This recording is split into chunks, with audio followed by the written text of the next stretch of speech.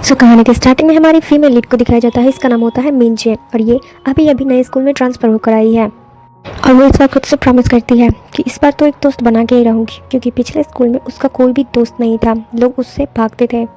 School का first day था, सो वो थोड़ा नर्वस लग रही थी क्योंकि नई जगह पर जाना सबको अजीब लगता था। लेकिन किस्मत ने उसको एक बहुत अच्छा सरप्राइज़ दिया। जब वो क्लास में आती है तो लोग उसका बहुत अच्छे तरीके से वेलकम करते हैं और अपने आसपास के पॉजिटिव माहौल को देख करके वो सोचती है कि आज मैं किसी को फ्रेंड बना के ही रहूँगी। वो बहुत ट्राई करती है लेकिन सब लोग उससे इग्नोर ही कर रहे थे, कोई उसका फ्रेंड बनने को तैयार नहीं।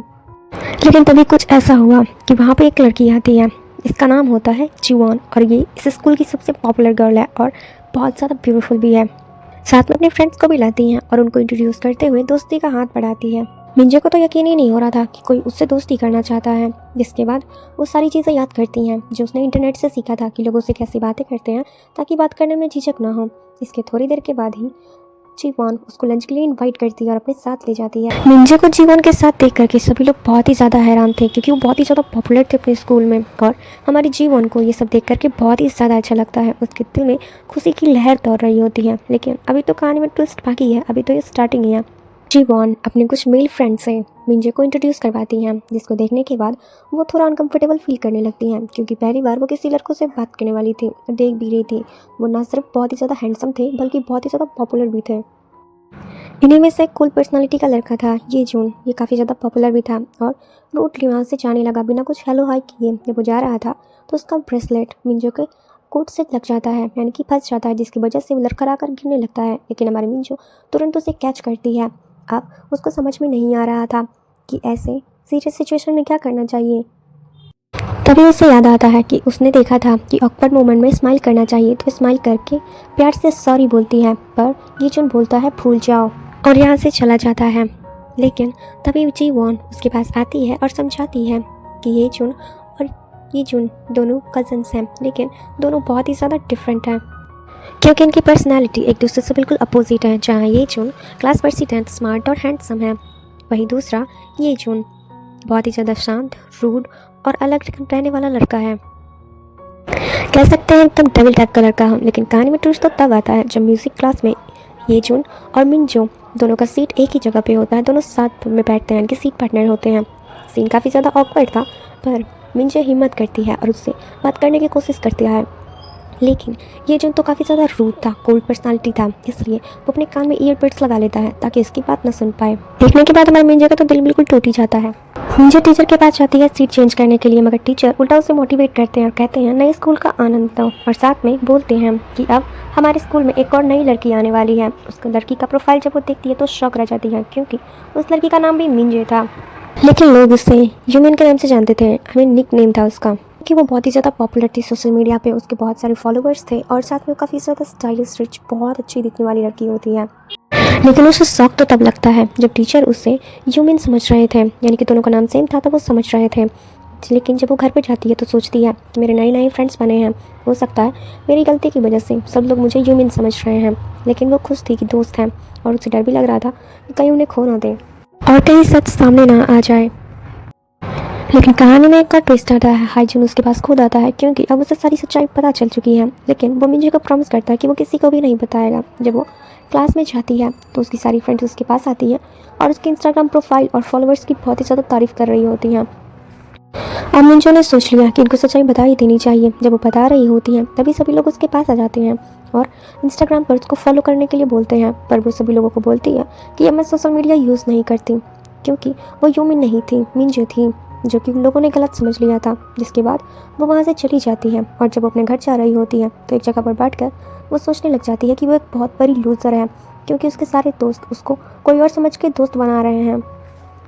अब उसके आंसू रुकने का नाम ही नहीं लेते हैं। लेकिन थोड़ी देर के बाद वो एक शॉप में जाती है और अपने मूड को ठीक करने के लिए कुछ मीठा खरीदती है और दवाई खरीदती है। लेकिन तभी यहाँ पे ये जून आ जाता है, उसका हाथ जोर से पकड़ लेता है क्योंकि उसने उसको पुल पर रोते हुए देखा था। उसको लगा कि ये कुछ गलत करने वाली है, इसलिए वो उसको रोकना चाहता था। जिसके बाद मिंजो उसको थैंक यू करती है, जिसके बाद मीन उसको दोबारा थैंक यू बोलती है उसका ध्यान रखने के लिए और बोलती है तुम्हें कैसा लगेगा ये जो जब तुम्हें पता चले कि इस दुनिया से गायब हो जाना सबसे अच्छा चीज़ है। जिसके बाद ये जून बोलता है कि एकदम भी बेकार लगेगा क्योंकि इस दुनिया का रूल है कि चाहे जो भी हो सब कुछ सहो और बस चिंता रहो। उसी रात जब मीन अपने घर पर बैठी हुई थी, वो गाना सुन रही थी, तो उसने एक नया सॉन्ग सुना। इसका नाम था गायब हो जाओ या फिर सुनता रहो।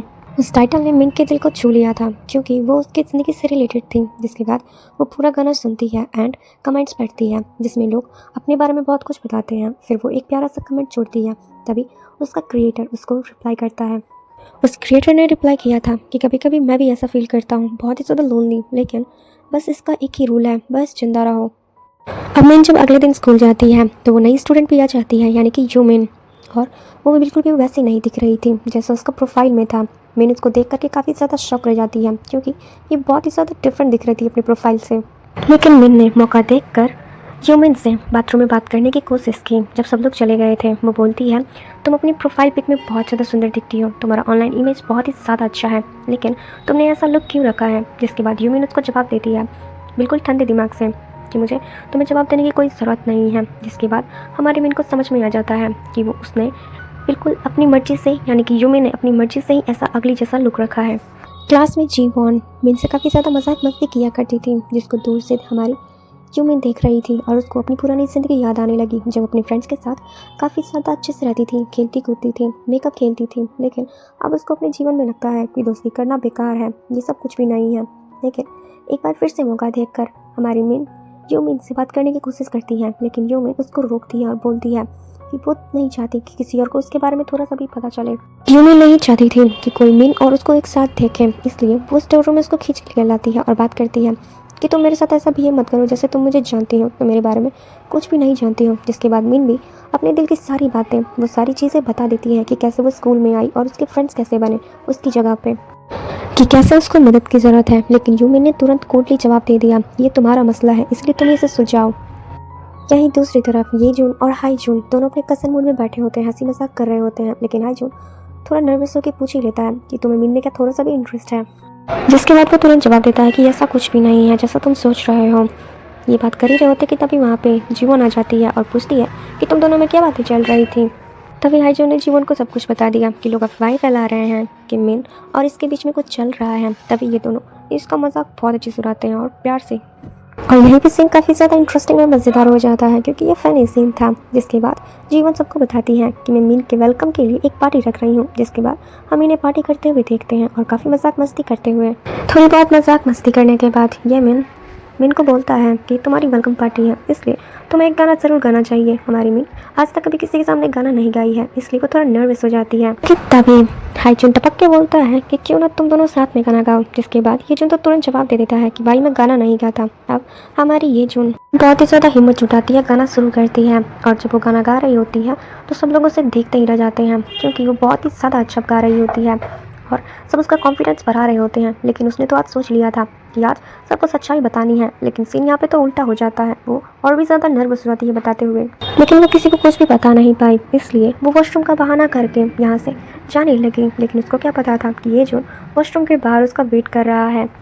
सो इसी तरीके से हमारा पार्ट 1 खत्म होता है। आई होप आपको पार्ट 1 काफ़ी ज़्यादा अच्छा लगा हो और पार्ट 2 देखने के लिए नेक्स्ट डे का वेट करें। Thank you so much for watching. मिलते हैं नेक्स्ट पार्ट में। Bye bye.